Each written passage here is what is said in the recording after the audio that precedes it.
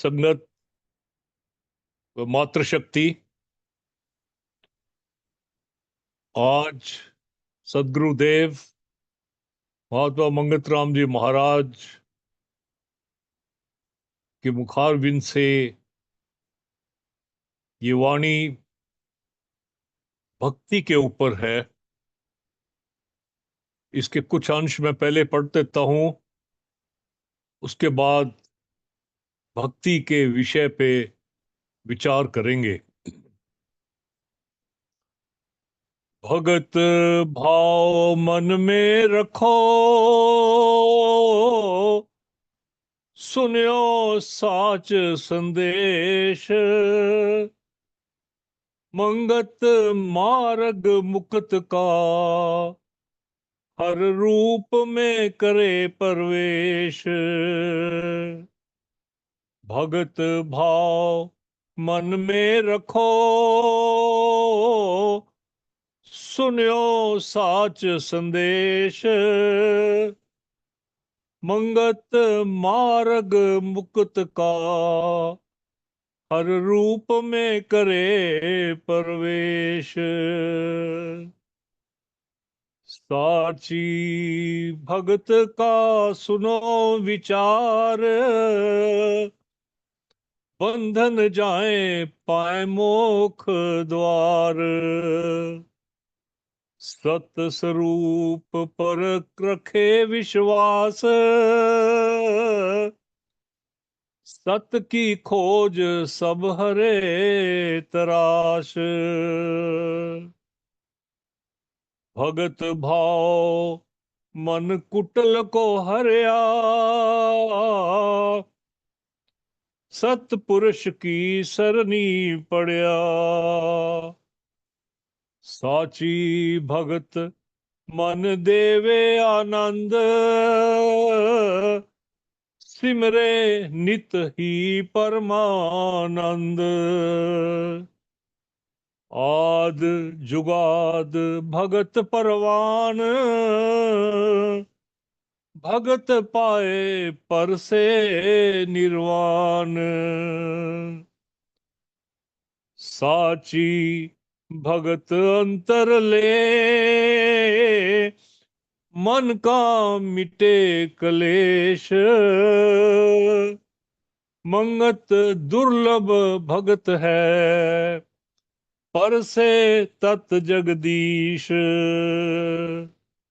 साची भगत अंतर ले, मन का मिटे कलेश।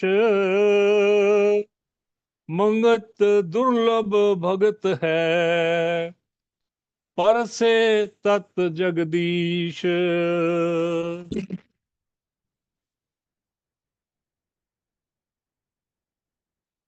Sorry, this camera got disturbed.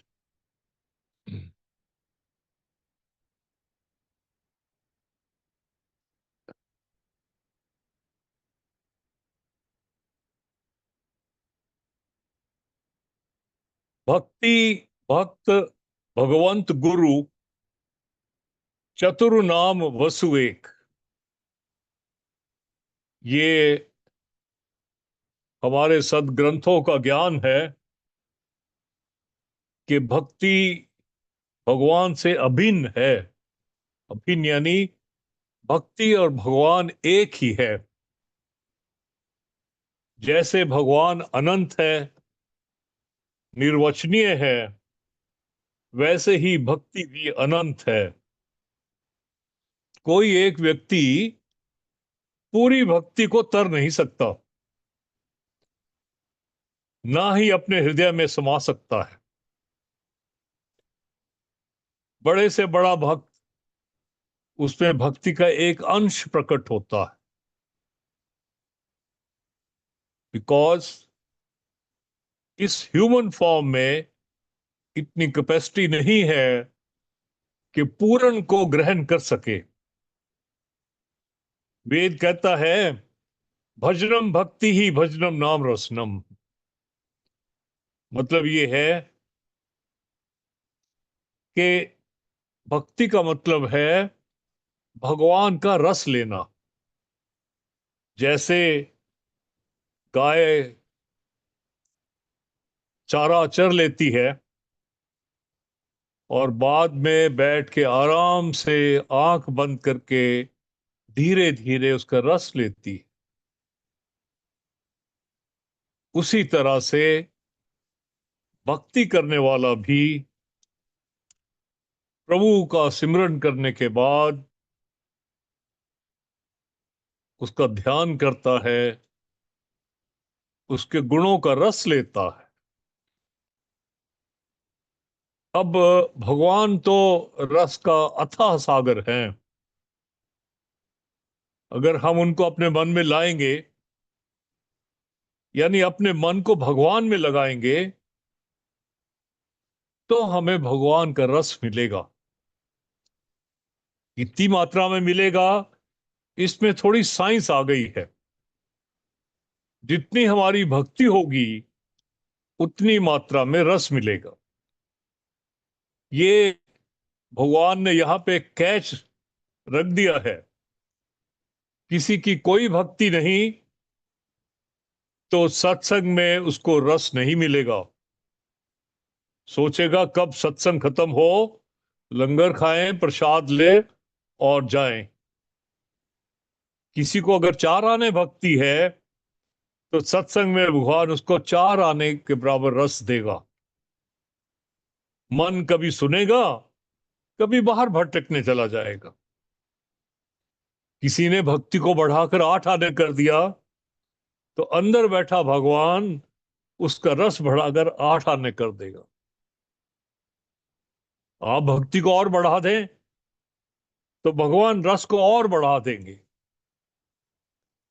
शुरू में मैंने कहा है कि भगवान रस के अथाह सागर हैं।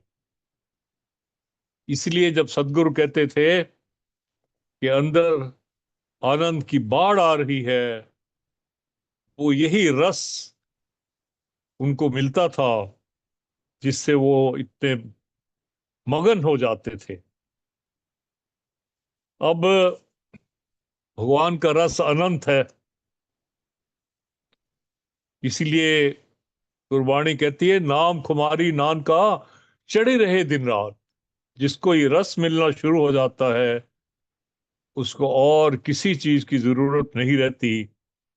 उसके लिए यही खुमारी जो है, यही आनंद का वो आदी हो जाता है, इसी में खोया रहता है। हरि अनंत, हरि कथा अनंत। अभी भक्ति जो है अपने ईष्ट के प्रति, प्रभु के प्रति समर्पण भाव है। जिस विध राखे राम ते ही विध रखिए रहिए। अब ये स्टेज मिलने के लिए एक क्यूआर है, क्वालिटेटिव रिक्वायरमेंट है कि भक्त कौन है। कौन है जो ये क्लेम कर सकता है कि मैं भक्ति करता हूं। उसके लिए प्रभु ने, भगवान कृष्ण ने एक क्वालिटेटिव रिक्वायरमेंट क्यूआर दी है। वो कहते हैं, भगवान श्री कृष्ण कहते हैं, अद्वेष्टा सर्वभूतानाम मैत्रई करुणेव च निर्ममो निरहंकार सम दुख सुख क्षमी। संतुष्टा सततम योगी यतात्मा दृढ़ निश्चय मध्यर्पति मनोबुद्धिया मम भक्ता स्वयं प्रिय। इन 4 लाइनों में प्रभु ने बता दिया कि आप भक्त हैं, ये मेरी रिक्वायरमेंट है। क्या कहते हैं कि जो पुरुष सब प्राणियों से द्वेष भाव से रहित हो। अद्वेष्टा सर्वभूता नाम, सबसे, कबीरा खड़ा बाजार में सबकी मांगे खैर, ना काहू संग दुश्मनी ना काहू संग बैर। सभी प्राणियों से द्वेष भाव से रहित हो, स्वार्थ रहित होकर सबको प्रेम करने वाला हो, सब जीवों से प्रेम हो, तन मन सेवाधार, तथा सब पर समान भाव से दया भाव रखता हो, ममता और अहंकार से दूर हो। निर्ममो निरहंकार, दुख सुख की प्राप्ति में सम हो।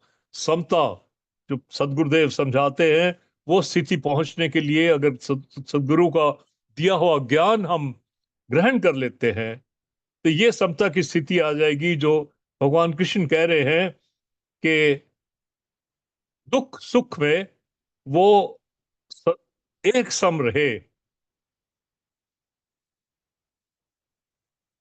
तथा जो योगी निरंतर संतुष्ट मन स्थिति में रहता हो, विचलित ना होता हो, मन व इंद्रियों को अनुशासित रखता है तथा मुझ में दृढ़ निश्चय से मन लगाए रखता है, मध्यर्पित मनोबुद्धिया, मन और बुद्धि को मेरे में दृढ़ निश्चय से लगाए रखता है, मम भक्ता सम प्रिय, वो मेरा भक्त मुझे प्रिय है। नौ ये क्वालिटी उन्होंने बता दी है कि कौन भक्त प्रिय है प्रभु को। अब हमने देखना है कि हम अपने प्रभु को कितने प्रिय हैं, कितनी क्वालिटीज हमने ग्रहण कर ली हैं, ताकि हम प्रभु के सामने खड़े होकर कह सकें कि प्रभु, मैंने तो अच्छे नंबर लेके एग्जाम पास किया जो आपने टेस्ट दिया था। यही बात रामचरितमानस में प्रभु ने कही है, वैर न विग्रह आस न त्रासा, सुख में ताहि सदा सब आशा, अनारंभ अनिकेत अमानी, अनग आरोप दक्ष विज्ञानी। ये यही क्वालिटी और क्वालिफिकेशन जो है वो रामचरितमानस में कही है, जो कहते हैं वैर न विग्रह आस न त्रासा, ना किसी से वैर करे, ना झगड़ा करे, ना लड़ाई करे, ना आशा रखे, ना भय ही करे, उसके लिए सभी दिशाएं सुख में है, वो जिधर चला जाए वो सुखी है। सदगुरुदेव जहां भी जाते थे सुख ही सुख, जहां भी संत जाता है सुख लेके जाता है। एक भजन जो है वो कई बार सुनने में आता है, आई बाबा नान का वे आई बाबा नान का, साडे वेड़े खुशियां ले आई बाबा नान का। ये संत जहां भी जाएगा खुशियां ही लेके जाएगा, उसके लिए सारी दिशाएं सुख में हैं। जो कोई भी वो कार्य जो भी करता है इच्छा से नहीं करता, जिसका अपना कोई ममता नहीं, घर से ममता नहीं।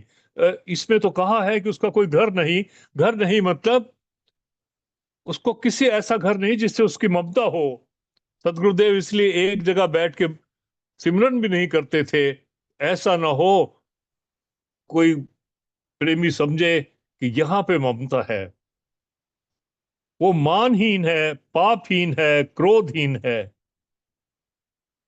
और ये जो भक्ति की लास्ट लाइन वो लिखते हैं, जो भक्ति करने में निपुण है और ज्ञानवान है, ये भक्त की परिभाषा है। बड़ी कठिन है भक्त की परिभाषा, और यही ग्रहण करने लोग जो गुण हैं, सदगुरुदेव ने पूरे ग्रंथ में हम सबको समझाया है कि ये ग्रहण करो, ये चीजें आपके अंदर आनी चाहिए। उनके लिए उन्होंने हमें बहुत ही साधारण तौर पर, बहुत ही सीधे सादे शब्दों में सादगी, सत सेवा, सत्संग, सत सिमरन का ज्ञान दिया है। ये भी बताया है कि अंतःकरण की शुद्धि कैसे कर लो, और ये भी बताया है कि अगर ये कर लोगे तो आपकी स्थिति क्या हो जाएगी। अभी भक्ति जो है, भक्ति के बारे में, उसके साधन के बारे में जो बताया गया है, वो एक थोड़ा सा और पढ़ देता हूं जो कि रामचरितमानस में आया है। वो कहते हैं, भक्ति की साधन कहूं बखानी, सुगम पंथ मोहि पावै प्राणी, प्रथम ही विप्र चरण अति प्रीति, नित निज कर्म निरत श्रुति रीति। अब माम सिमर युद्ध च, श्री कृष्ण ने जो बोला, कोई बात यहां आती है कि भक्ति के साधन का विस्तार से कहता हूं। वो कहते हैं यह सुगम मार्ग है जिसमें जीव मुझे सुगम ही पा सकते हैं। ये प्रभु समझा रहे हैं। पहले तो गुरु चरणों में प्रीति हो, गुरु बिना गत नहीं गुसाई। सबसे पहली बात प्रभु कह रहे हैं कि जो मेरा भक्त बनना चाहता है, भक्ति करना चाहता है, सबसे पहले तो गुरु चरणों में प्रीति हो और सद ग्रंथों की रीति के अनुसार अपने कर्मों में लगा रहे। जो गाइडलाइंस सदगुरु ने दी हैं कि आप जब कर्म करते हो, व्यवहार का महाव्रत, विचार का महाव्रत, आहार का महाव्रत, सत्संग का महाव्रत, वो धारण करो, तो ये आप अपनी भक्ति के मार्ग पे आगे बढ़ सकते हो। भक्ति शब्द का थोड़ा सा इंट्रोडक्शन देना चाहता हूं। भक्ति की व्युत्पत्ति जो है, उत्पत्ति जो है, वो भज धातु से हुई है, जिसका अर्थ है सेवा करना या भजना, अर्थात श्रद्धा और प्रेम से इष्ट देव के प्रति आसक्ति होना, प्रभु के प्रति। नारद भक्ति सूत्र में भक्ति को प्रेम रूप और अमृत स्वरूप कहा है। महर्षि दयानंद लिखते हैं कि जिस प्रकार अग्नि के पास जाकर शीत की निवृत्ति तथा उष्णता का अनुभव होता है, उसी प्रकार प्रभु के पास पहुंचकर दुख की निवृत्ति और आनंद की उपलब्धि होती है। अब भक्ति का थोड़ा सा गहन ये आगे विचार आता है कि तीन भेद भक्ति के हैं: स्वरूप सिद्ध भक्ति, संग सिद्ध भक्ति और अरोप सिद्ध भक्ति। स्वरूप सिद्ध भक्ति में केवल प्रभु के सुख के लिए ही निष्काम प्रेम होता है और कुछ नहीं चाहिए। मेरे को मेरा प्रभु खुश चाहिए, बस मेरा प्रभु सुखी हो, मेरा प्रभु खुश हो, वही सिर्फ भक्त को चाहिए। स्वरूप सिद्धा भक्ति में एक प्रसंग आता है, समय एक प्रसंग आता है, भगवान श्री कृष्ण जब मथुरा में थे तो एक दिन लीला करी और कहा कि मेरे तो पेट में बहुत दर्द है।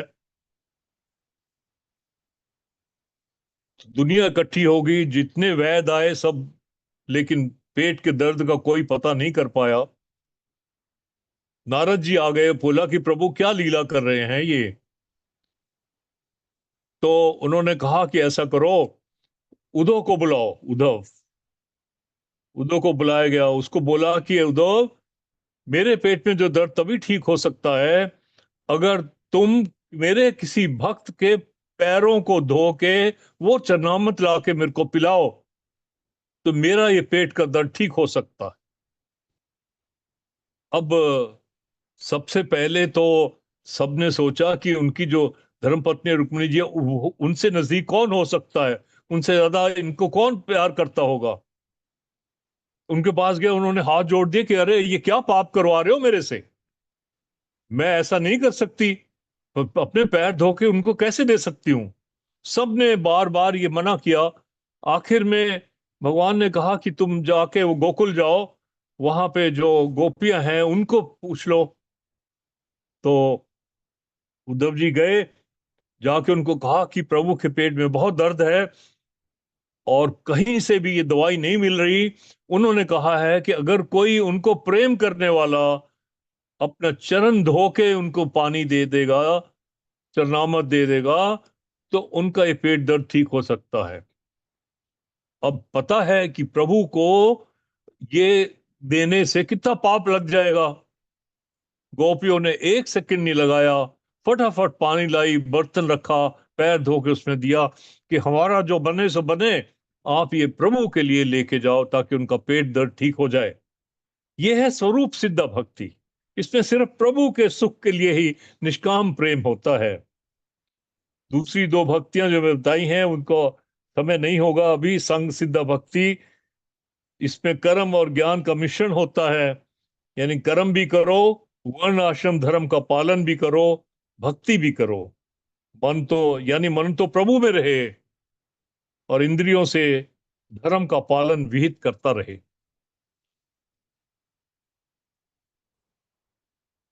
स्वरूप सिद्ध भक्ति केवल विशुद्ध निष्काम भगवान की भक्ति है। इस भक्ति में तीन मुख्य कारण चीजें हैं। सदगुरुदेव ने भी ये काफी डिटेल में समझाया है जब उन्होंने नवदा भक्ति के बारे में बात करी है। श्रवण, कीर्तन और सिमरन। स्मरण लिखा है लेकिन मतलब सिमरन से है। तो इस भक्ति में तीन चीज जरूरी है, श्रवण, कीर्तन और सिमरन। अब हमारे सत्संग में ये तीनों चीज शामिल है। इन तीनों में सबसे प्रमुख सिमरन है। स्मरण कहते हैं जिसको हम सिमरन कहते हैं। दूसरा कीर्तन, भक्ति, जैसे हम सत्संग करते हैं मिलकर महामंत्र कीर्तन के रूप में करते हैं, मंगलाचरण, दोहरा शब्द, आरती गाते हैं मिलके, वो कीर्तन का स्वरूप है। और तीसरा श्रवण भक्ति, यानी जैसे हम बैठ के सत्संग शांति पूर्वक सुनते हैं, वो श्रवण भक्ति है। इसके तीन हिस्से हैं। सबसे जरूरी है कि सिमरन भक्ति अवश्य हो। दूसरी सत्संग और श्रवण भक्ति भी साथ साथ चलता रहे, लेकिन सिमरन सबसे जरूरी है। सिमरन के बिना कोई भक्ति लक्ष्य को नहीं मिला सकती। भक्ति वो दवा है, औषधि है, जिसके सेवन से भाव रोग समाप्त हो जाता है। लेकिन परहेज जरूरी है। जैसे कोई डायबिटीज का मरीज है, दवाई तो खा रहा है ठीक होने के लिए, लेकिन साथ में एक पाव जलेबी भी खा के आ जाता है बाजार से। इसलिए जरूरी है कि जो भक्ति करे, वो जो भक्ति से उसको मिलता है, जो लाभ वो ले रहा है, जो जमा खाता अपना कर रहा है, उसको संभाल के रखे। कमाना बड़ी बात नहीं है, इसमें गंवावे ना, ये बड़ी बात है। जैसे किसी ने 1 लाख रुपया कमा लिया, दिन में रात को आते समय चौराहे पे छोड़ के आ गया, सुबह देखा वहां कुछ नहीं है। ये इसलिए होता है कुसंग से, दोस्त, बुरी संगत। हमारे शास्त्रों में एक प्रसंग अजामिल का आता है। बहुत बड़ा वेद शास्त्रों का विद्वान था, जितेंद्रिय, मन पर कंट्रोल करने वाला, सदाचारी। लेकिन एक क्षण के कुसंग ने उसे इतना बड़ा पापी बना दिया कि सनातन धर्म के इतिहास में वो एक उदाहरण बन के रह गया।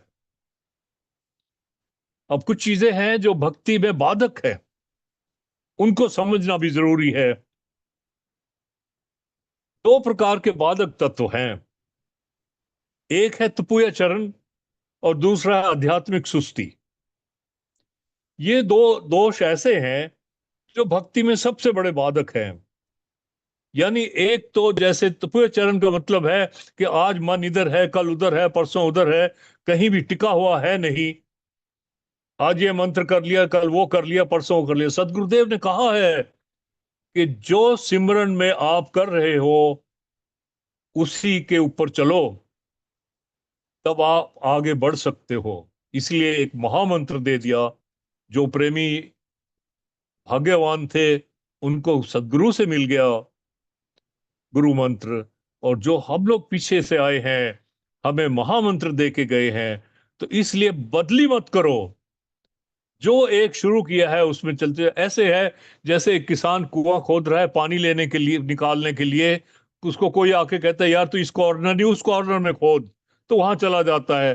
थोड़ा बहुत आधा खोदा, उसके बाद तीसरा आके बोलता है यहां से नहीं वहां से खोद, तो वहां चला जाता है। यही हाल है जो तपु या चरण वाले का होता है। वो एक जगह शुरू करता है। आप एक चीज ख्याल रखना, जिनको ये एक्सपीरियंस है, जो भी मंत्र से आप सिमरन करते हो, अगर आपने बदली कर लिया तो लंबे अरसे तक आपका मन लगेगा ही नहीं, वो गहराई आएगी ही नहीं। तो इसलिए ये जो यहां पे बात आती है भक्ति के बारे में, इसलिए बदली नहीं करना है। ये दोनों जो बाधक तत्व हैं इनका याद रखना है। दूसरा आध्यात्मिक सुस्ती है। 4 बजे उठना है, मैं 5 उठता हूँ, 6 उठता हूँ, अभी उठता हूँ, कल उठता हूँ, परसों उठता हूँ। ये सब चीज जो है, सदगुरुदेव ने कहा है कि सुबह शाम बैठ के सिमरन करो, ये चीजें मत करो, ये करो। लेकिन वो आदमी सुस्ती करता है कि अच्छा आज तो बैठ के टीवी देख लेता हूं, कल बैठ के मैं कुछ करूंगा। तो ये सब आध्यात्मिक सुस्ती का है। ये दोष ऐसे हैं जो भक्ति में बहुत बाधक है। अब कहते हैं बिन हरि कृपा हरि भक्ति ना होई। अब ये एक बहुत बड़ी बात है, बिन हरि कृपा हरि भक्ति ना होई। अब कौन सी बात सही है? भगवान साधना से मिलेंगे या भगवत कृपा से मिलेंगे? सदग्रंथ कहते हैं, गुरु कहते हैं पुरुषार्थ करो, और साथ में ये भी है कि उसकी कृपा से मिलेगा। सब धर्म ग्रंथों में जहां भी जितना भी आप स्टडी कर सकते हैं, उनमें ये विरोधी बात लिखी है। ये भी लिखा है कि भगवान प्राप्ति बिना साधना के नहीं हो सकती, और ये भी लिखा है कि भगवान की प्राप्ति भगवान की कृपा के बिना नहीं हो सकती।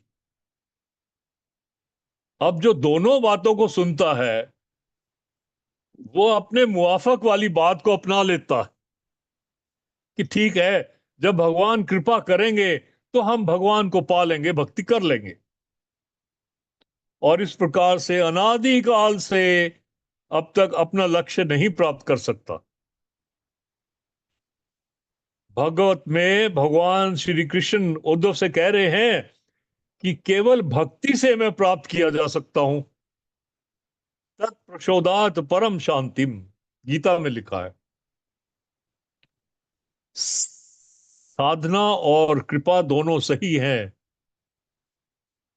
साधना यानी भक्ति से भगवान तो नहीं मिलते, जो हम बैठ के साधना करते हैं, जो साधक हैं, उससे भगवान तो नहीं मिलते, लेकिन मन शुद्ध हो जाता है।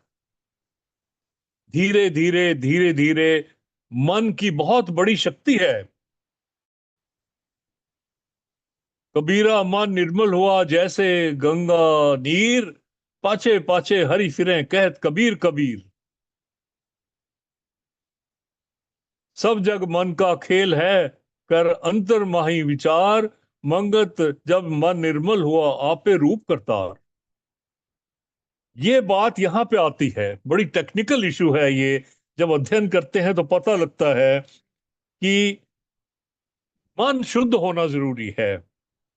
मन शुद्ध होता है साधना से, सिमरन से।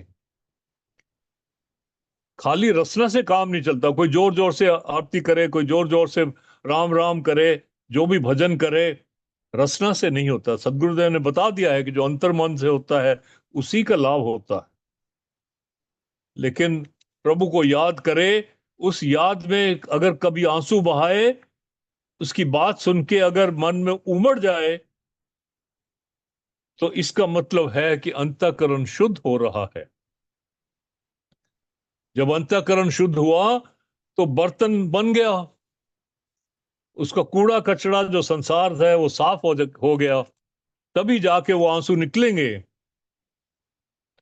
और फिर बड़ी बात यह है कि हमने अपने आप को देह या शरीर मान लिया है। ये जो मन की शुद्धि की बात मैंने अभी करी है, कबीर जी का एक बहुत प्यारा दोहा है। कबीर गुरु की भक्ति का मन में बहुत उल्लास, मन मनसा मांझे नहीं, कौन चाहत है दास। जब तक मन मनसा नहीं मांझेगा, अंतःकरण शुद्ध नहीं होगा। सदगुरु ने बताया है अंतःकरण शुद्ध करने के 4 महाव्रत बताए हैं। जब तक वो नहीं होगा, बर्तन साफ नहीं होगा, तब तक जो है आप कुछ हासिल नहीं कर सकते। अब समय हुआ जा रहा है, मैं वाणी को विश्राम देता हूं। ये दो छोटी सी बात पीछे की रह गई है, इसके ऊपर विचार कर लेते हैं कि भक्ति मार्ग सबसे सरल है। इसलिए जब प्रभु ने भगवान भक्त प्रहलाद को कुछ मांगने के लिए कहा, तो भक्त प्रहलाद ने कुछ भी मांगने से इनकार कर दिया। लेकिन प्रभु ने कहा नहीं नहीं, मैं सामने खड़ा हूं, कुछ तो मांगो। अब ना मांगना भी ये प्रभु की बात को उलटना वाले बराबर हो जाता। तो भक्त प्रहलाद ने कहा, प्रियते मलय भक्तिया हरि अन्य विडंबनम। प्रभु मेरे को सिर्फ भक्ति दे दो, बाकी सब विडंबना है, बाकी सब बिखेड़ा है। मेरे को और कुछ नहीं चाहिए, बस आप देना चाहते हो मेरे को भक्ति दे दो। कहू भक्ति पथ कवन प्रयासा, जोग न मख जब तप उपवासा, सरल स्वभाव न मन कुटलाई, जथा लाभ संतोष सदाई। ये बहुत सिंपल दोहा है जो हम सब समझ सकते हैं कि भक्ति का पथ बहुत आसान है। इसमें कहीं कोई जोग जप तप उपवास की जरूरत नहीं है। सिर्फ चाहिए सरल स्वभाव। सरल स्वभाव से प्रभु को याद करो। न मन कुटलाई, मन में कोई कुटलाई मत रखो, जोड़ तोड़ ऊंच नीच भला किसी का मत रखो। यथा लाभ संतोष संतोष सदाई, जो आपको मिल गया उसमें संतोष में रहो। भक्ति पथ बिल्कुल आसान हो जाता है।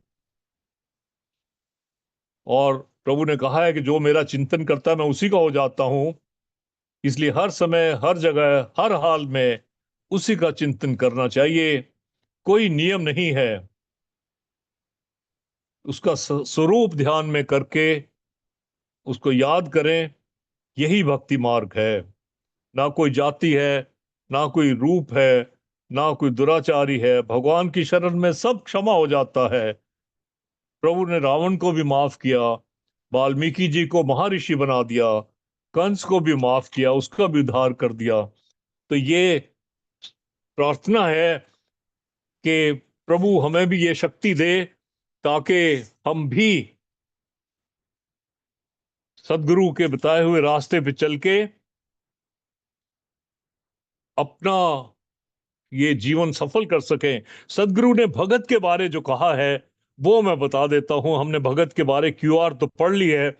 सदगुरु कहते हैं, हर का भगत दुर्लभ है, मांगू चरण की धूड़, मंगत शोभा भगत की, आपे रूप हजूर।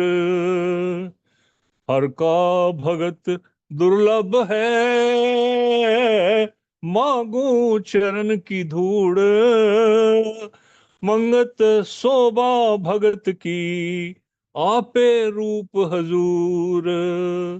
अगर प्रभु का भक्त मिल जाए, सदगुरुदेव किसी रूप में मिल गए, मिल जाते, अब इस रूप में है गुरु मान्यो ग्रंथ,